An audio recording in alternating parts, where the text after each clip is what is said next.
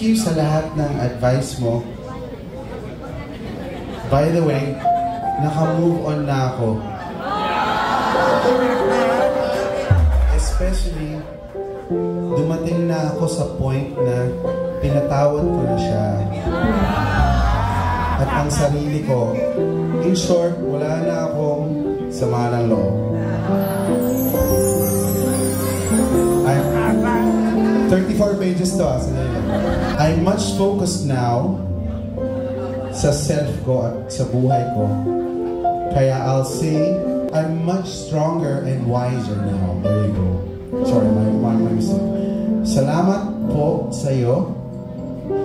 Please sing any song for me. Tintin. That lady is Tintin. Over there.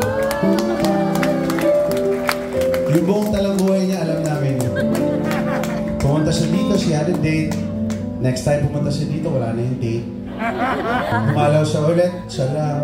Okay daw. Tapos dumalaw siya ulit, may ibang ka-date. Next time we saw her, wala na naman siyang ka-date. So, tonight, wala siyang ka-date. Hindi ko alam kung bakit. But, then, I'm glad to hear that you feel okay. So, okay lang yan. Pagka hindi ka iniiwan ng mga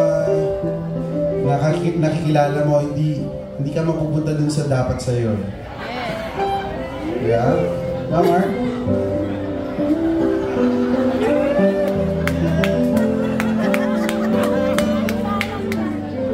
But sometimes, and I think most of us have been through heartaches, diba?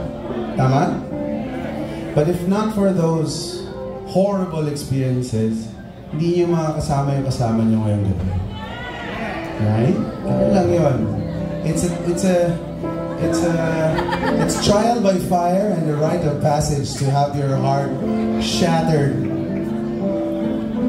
because somebody else is gonna come along and help you pick up the pieces and put it back together and pareho kayo sa isa't isa. So, cheers sa lahat ng mga nakaka-relate.